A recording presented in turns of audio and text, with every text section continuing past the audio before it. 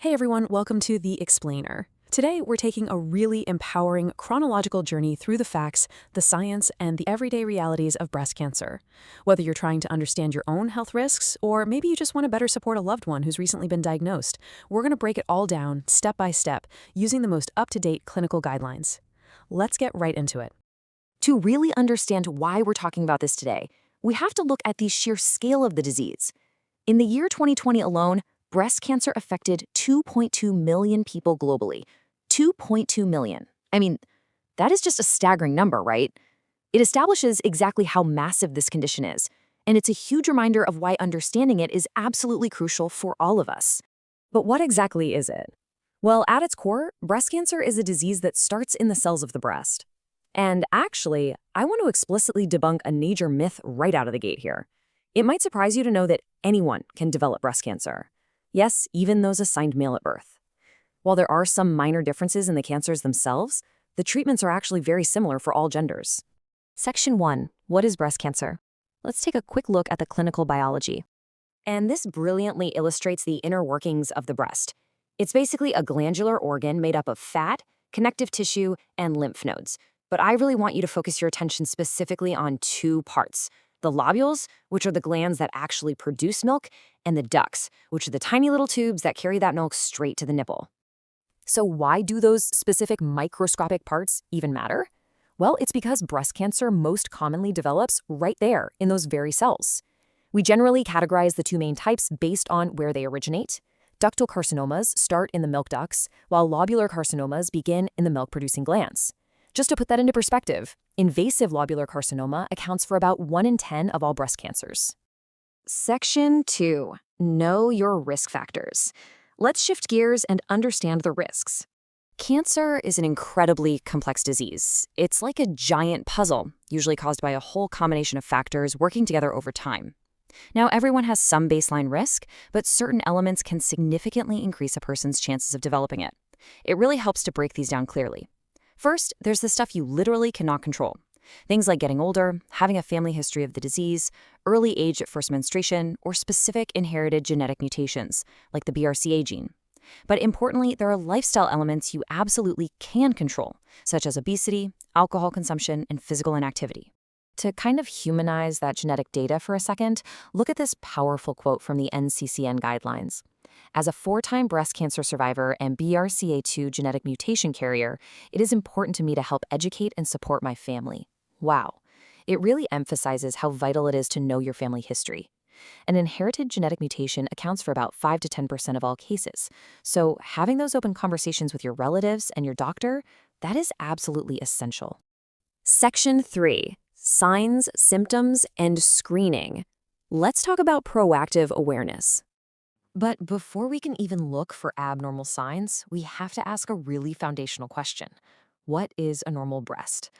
Well, the reality is no breast is typical.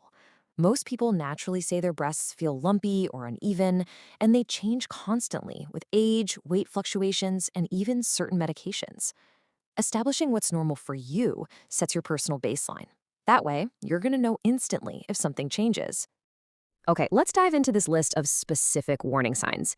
If you feel a new, hard, painless lump with irregular edges, that is a primary indicator to get checked. You should also watch out for skin dimpling. This is sometimes called peau d'orange because it literally mimics the texture of an orange peel. Also look out for newly inverted nipples, unexplained redness, or any unusual discharge, including blood. But I really need to stress this point. Most people with breast cancer have absolutely no symptoms at all when diagnosed. No symptoms at all, and that is exactly what makes routine mammogram screening so incredibly vital. I really love this quote from a patient because it perfectly reinforces the critical importance of immediate action. They said, if you notice something strange or different on your body, get it checked out. Early detection generally means a more successful outcome. It hits the nail on the head. Regular screening and immediate checkups if you notice strange changes, that's how you find breast cancer at its earliest, most treatable stages. Section 4. Types and treatments. Let's look at the medical interventions. So the crucial point is understanding the differences between the main surgical options. On one side, we have a lumpectomy. Now, this is a breast-conserving surgery, but it often requires a major commitment to radiation therapy. We're talking 5 days a week for up to 6 weeks. On the flip side, a mastectomy removes the breast entirely, and that brings up a whole different set of highly personal questions patients have to weigh, like, do I want reconstruction surgery? How will my breast look and feel? Or will my insurance even cover prostheses? It's a deeply individual choice.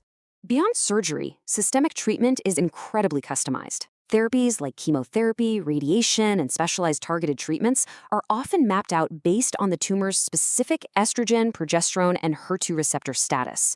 Your health is entirely unique to you, and your medical team will create a highly customized treatment plan to match your specific biology. It's definitely not a one-size-fits-all situation. Section 5. Life after diagnosis. Let's focus on recovery and survivorship. When a diagnosis hits, it's completely natural to feel overwhelmed and, to start looking for reasons why. One patient shared, "When I first found out I had breast cancer, I asked my surgeon, is it my diet that caused this?"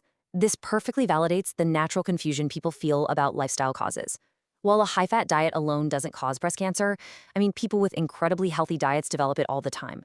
Nutrition does become absolutely vital for your recovery. Now, what's really interesting about this slide is how the clinical data reveals something so empowering. Aside from the cancer treatments themselves, your lifestyle choices actually have the absolute greatest impact on reducing the risk of breast cancer recurrence. The most empowering news of the whole shebang? These are factors you have the power to change. Here are the concrete, actionable steps recommended for survivors to improve overall survival rates. Number 1, achieve and maintain a healthy body weight, specifically aiming for a BMI between 18.5 and 24.9. Number 2, transition to a diet that's lower in fat and heavily based on vegetables, fruits, and whole grains. And number 3, just become more physically active. Literally, just walking 3 to 5 hours a week makes a massive difference. Small, gradual changes in these daily habits offer enormous health benefits over time.